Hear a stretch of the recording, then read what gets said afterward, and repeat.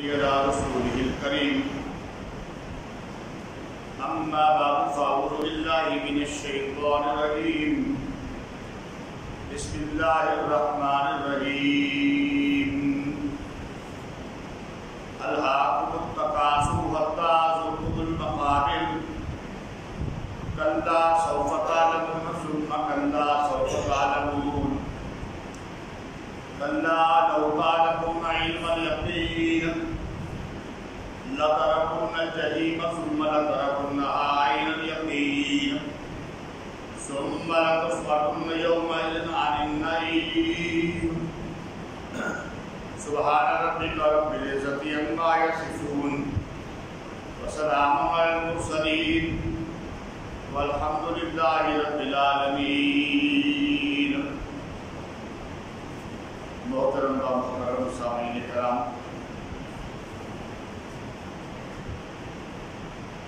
سورہ التکاثر ہے۔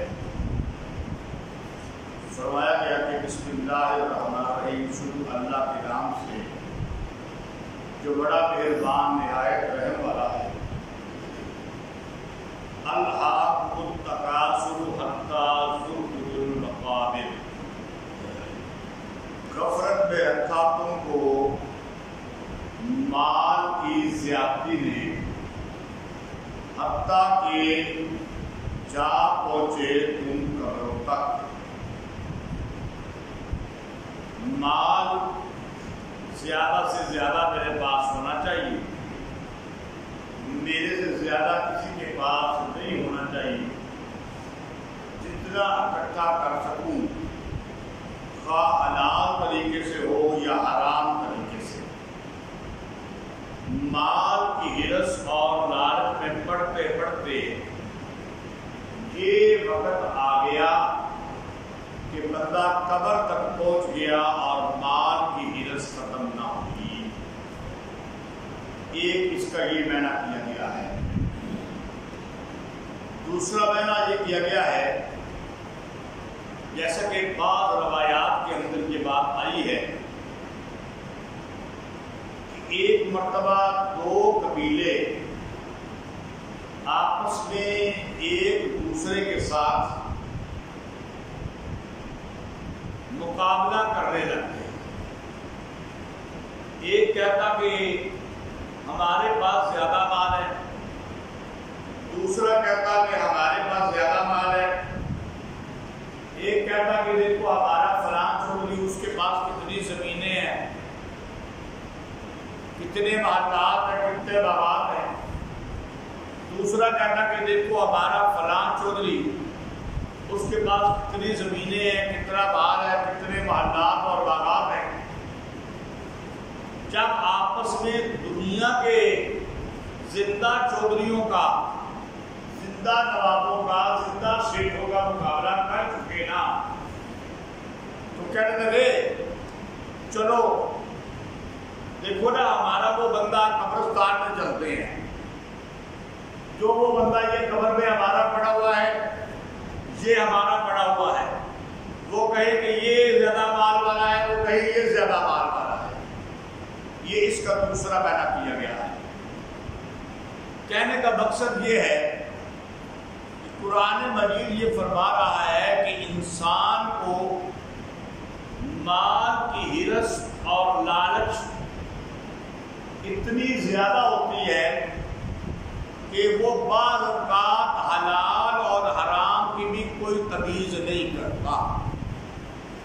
جس طریقے سے بھی آئے وہ اکٹھا کرنے کی کوشش کرتا ہے، اور قبر تک اس کا یہی کام جاری رہتا ہے۔ خواہ وہ رشوت کے طریقے سے آئے، رشوت لے لی۔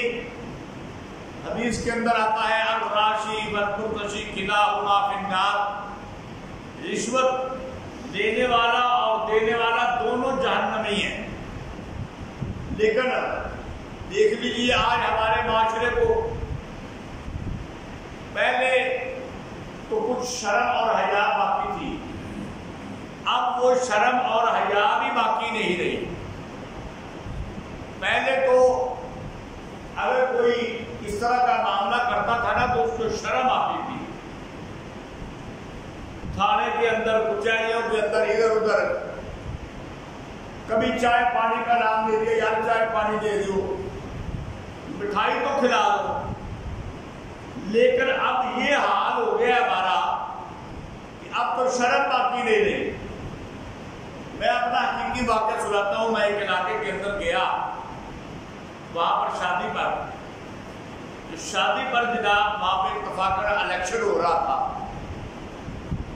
تو ایک ایم این اے جو امیدوار تھے ان کا بیٹا وہاں پہ شرکت کے لیے آ گیا، وہ بھی بیٹھا ہوا تھا، ہم بھی بیٹھے ہوئے تھے، اکٹھے بات چیت چل رہی تھی۔ اس کا سیکٹری آیا ٹیلی فون سن کے باہر سے، یہ میرے سامنے کی بات ہے، اس نے آ کر کہا وہ فلاں گاؤں ہے، اس گاؤں کے اندر 150 گھر ہے، دوسرے امیدوار نے 15 لاکھ روپے کا کہا ہے، وہ 25 لاکھ سے کم پہ نہیں مانتے۔ یہ سب نے وہاں ہو رہی ہے، سارے سن رہے ہیں، دیکھ لو اندازہ کر لو، وہ 25 سے کم پہ نہیں مان رہے۔ اس نے جناب جیب سے چیک بک نکالی، 25 لاکھ روپے کا چیک بک اس کو پکڑایا، کہا میں جو روٹی کھاتا ہوں جلدی جا کدھر انہوں نے دار کابنا ہو گیا 25 لاکھ۔ اسی وقت 25 لاکھ کا چیک کر کے وہ ہاتھ کے اندر ووٹ لینے کی خاطر، دیکھ لو اندازہ کر لو، شرم اڑ گئی، حیا اڑ گئی۔ اب تو سامنے پیسے دیے جا رہے ہیں، سامنے غلط کام کیے جا رہے ہیں، حرام مال لینے کے اندر کوئی حیا باقی نہیں رہی، سود لیا جا رہا ہے، سودی کاروبار ہو رہا ہے، سودی تجارتیں ہو رہی ہیں۔ حدیث کے اندر آتا ہے کہ قیامت کے قریب ایسا وقت آ جائے گا کہ ہر گھر کے اندر سود ہوگا، ہر گھر کے اندر سود ہوگا، اور اگر ہر گھر کے اندر نہیں ہوگا نا تو وہاں تک دھواں ضرور پہنچا ہوگا۔ اب آپ اندازہ کر لیں یہ قیامت کا وقت ہے کہ نہیں وقت، یہ پیارے پیغمبر صلی اللہ علیہ وسلم کی پیشین کوئی آج سچ ثابت ہو رہی ہے۔ کیوں؟ دیکھ لو اپنے محلے کے اندر 20 گھر ہیں تو 15 16 17 گھروں کے اندر سود کا کام ہے، تو جب وہاں پہ یہ سود کی آگ جلی ہوئی ہے، باقی 3 4 گھر اگر محفوظ ہیں تو جو دھواں اٹھ رہا ہے وہ ان کے گھروں میں بھی تو جان ہے۔ اور دوسری بات ہے کہ ایک محلے کے اندر رہتے ہوئے اگر وہ یہ کاروبار کرتے ہیں، ہمارا ان کے ساتھ اٹھنا بیٹھنا ملنا جلنا کھانا پینا موجود ہے، اگر کہ ہم نہیں کرتے، میں نہیں کرتا، آپ نہیں کرتے، لیکن ہمارے قریب والے تو کر رہے ہیں، وہ تو یہ تجارت کر رہے ہیں۔ اور اب دیکھ لیجئے کہ یہاں پر بھی کوئی شرم نہیں رہی، کوئی حیا نہیں رہی۔ سلام بینک کتنا سود دے گا، دوسرا مقابلے میں بینک آ جاتا ہے میں 8% دے رہا ہوں، میں 9%، وہ کہتا ہے میں 11% دے رہا ہوں۔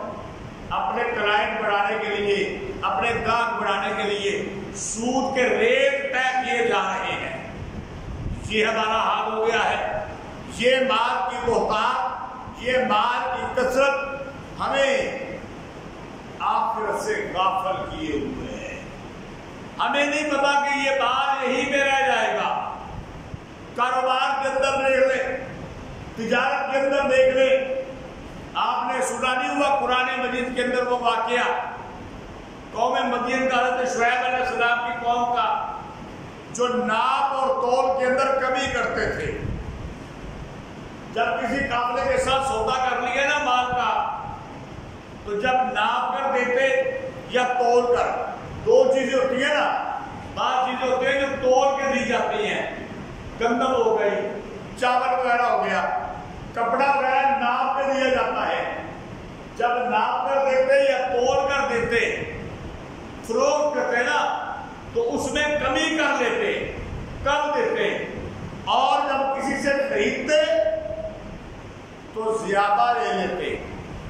بعض مفسرین نے لکھا ہے کہ انہوں نے یہ نظام بنایا ہوا تھا کہ جو جنہوں نے اسی بٹا کے لیا ترکڑی دے بٹے باٹ، انہوں نے 2 قسم کے باٹ بنا ہوئے تھے.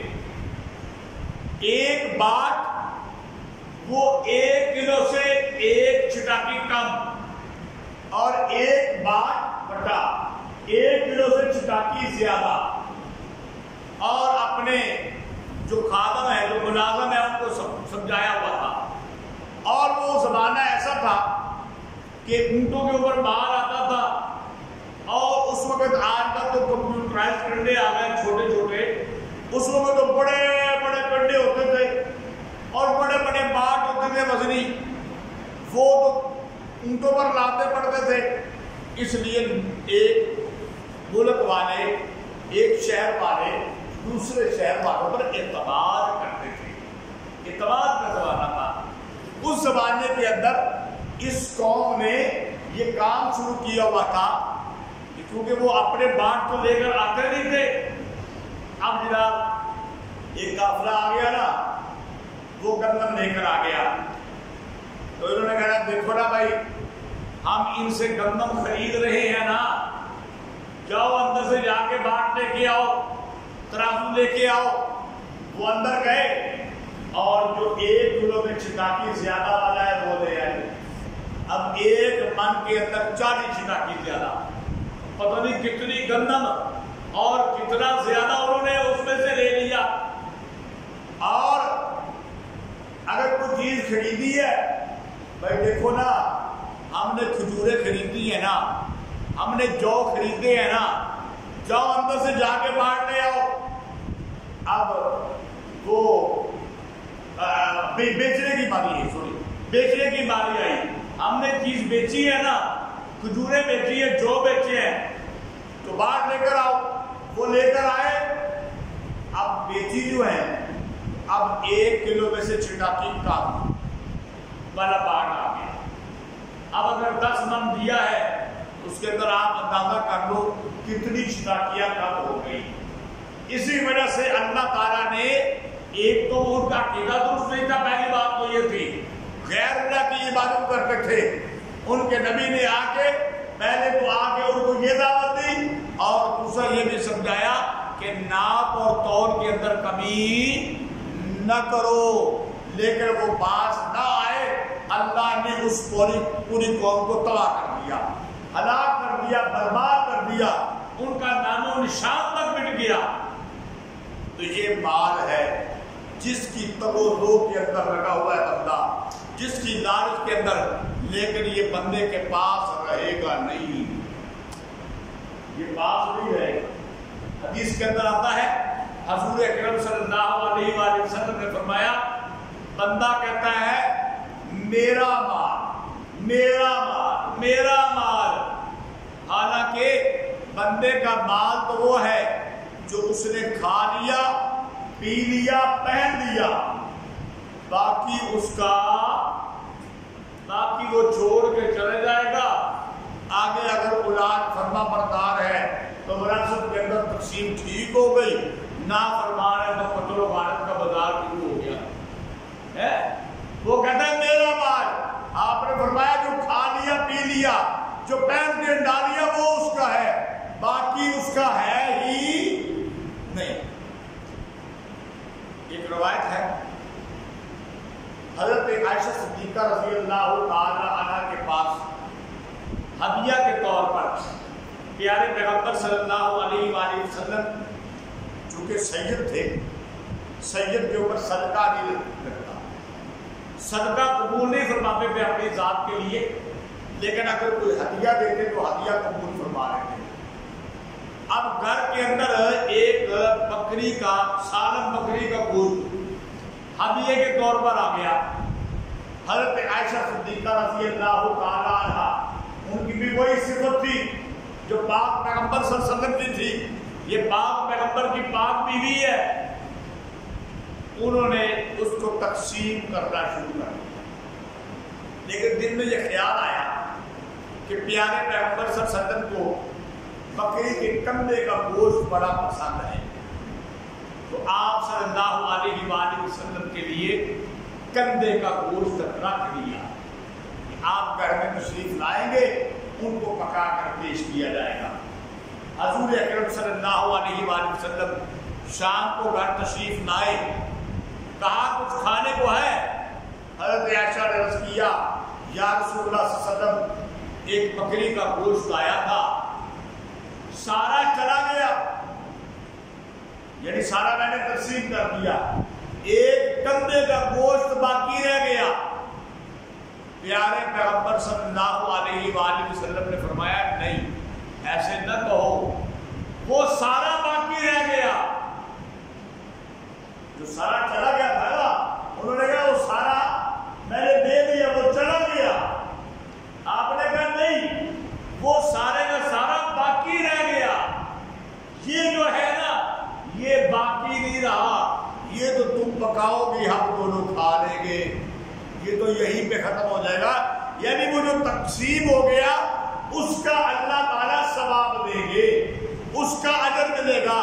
وہ باقی رہ گیا جو اللہ کی راہ کے اندر خرچ ہو گیا، جو اللہ کی راہ کے اندر خرچ ہو گیا وہ 10 گنا سے لے کے 700 گنا تک، بلکہ اس کے بعد فرمایا واللہ یضاعف لمن یشاء، اس سے بھی زیادہ بڑھ کر اللہ چاہے تو دے دے۔ ایک بالی کے بدلے میں، ایک گندم کے دانے کے بدلے میں 700 دانہ یا اس سے بھی زیادہ، جتنا اللہ چاہے دے دے۔ تو فرمایا یہ مال کی لالچ کے اندر نہ پڑو، مال کی ہرس کے اندر نہ پڑو۔ الہاکم التکاثر، مال کی ہرس نے، مال کی لالچ نے تمہیں غفلت کے اندر ڈالے رکھا۔ قرآن میں لفظ کیا بولا؟ غفلت۔ کس سے غفلت؟ نماز سے غفلت، روزے سے غفلت، قرآن کی تلاوت سے غفلت، اللہ کی یاد سے غفلت، مال میں لگے ہوئے ہیں، مال میں لگے ہوئے ہیں، حتیٰ کہ تم قبروں تک جا پہنچے، تمہاری موت آ گئی۔ کلا سوف تعلمون ثم کلا سوف تعلمون، ہرگز نہیں، ان قریب تم جان لو گے، پھر ہرگز نہیں، ان قریب تم جان لو گے۔ یعنی وہ وقت دور نہیں ہے، جب قیامت قائم ہوگی نا پھر تمہیں پتا چلے گا کہ اس مال کا جب حساب کتاب ہوگا تو تمہارے سامنے تمہارا جتھا کٹھا آ جائے گا، تمہارا اعمال نامہ آ جائے گا، تم جان لو گے کیا ہم نے دنیا میں کمایا، کیا ہم نے بچایا، کیا ہم نے آگے بھیجا۔ کلا لو تعلمون علم الیقین، ہرگز نہیں، تم جان لو گے اس کو یقین کر کے۔ آج تو یقین نہیں آتا نا، آج تو مولوی صاحب حدیثیں سناتے رہتے ہیں، یار اللہ کی راہ میں خرچ کرو گے اتنا زیادہ ملے گا، ہمیں یقین نہیں آتا۔ یار یہ بھی کوئی بات ہے، ہمیں تو کوئی زیادہ ہوتا نظر نہیں آتا، آج تو نہیں یقین آتا نا۔ لیکن فرمایا کلا لو تعلمون علم الیقین، ہرگز نہیں، ان قریب تمہیں یقین ہو جائے گا، تمہارا علم یقین کی حد تک پہنچ جائے گا۔ لَتَرَوُنَّ الْجَحِيمَ، البتہ اس وقت تم جہنم کو دیکھ لو گے۔ ثُمَّ لَتَرَوُنَّهَا عَيْنَ الْيَقِينِ، پھر تم سے پوچھا جائے گا کہ یقین کی آنکھ سے دیکھ لیا کہ نہیں دیکھ لیا۔ اب جب قیامت کا دن ہوگا نا یقین تو آ جائے گا، لیکن چونکہ سارا کچھ فنا کیا ہوا ہے، سارا کچھ تباہ کیا ہوا ہے، سارا کچھ برباد کیا ہوا ہے، بچایا تو ہے ہی کچھ نہیں جو قیامت کے دن کام آئے، تو اب تو جہنم سامنے آ جائے گی، اب یقین کی آنکھ سے دیکھ لیا جائے گا۔ ثم لتسألن یومئذ عن النعیم، پھر پوچھا جائے گا تم سے اس دن نعمتوں کے بارے میں۔ نعمتیں جو دنیا کے اندر اللہ تعالیٰ نے ہم کو عطا کی، ان نعمتوں کے بارے میں بھی سوال ہوگا، ان نعمتوں کے بارے کے اندر بھی سوال ہوگا۔ ایک دفعہ کا واقعہ ہے صحابہ کرام کا کہ بھوک اور پیاس لگی ہوئی، کھانا کھانے کے لیے بیٹھے، کھجوریں آئی، کھجوریں کھا لی، سب پی لیے، بھوک مٹا دی، پیاس مٹا دی۔ ایک صحابی نے آ کر کہا تمہیں پتہ نہیں اللہ کا قرآن کہتا ہے ثم لتسألن یومئذ عن النعیم، پھر تم سے پوچھا جائے گا ان نعمتوں کے بارے میں۔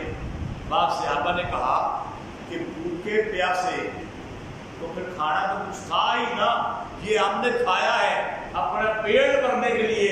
فرمایا ہاں اگر یہ پیٹ بھرنے کے لیے بھی کھایا ہے، سوال اس کے بارے کے اندر بھی قیامت کے دن کیا جائے گا، کتنا کھایا، کیسے کھایا، حلال کا کھایا، حرام کا کھایا۔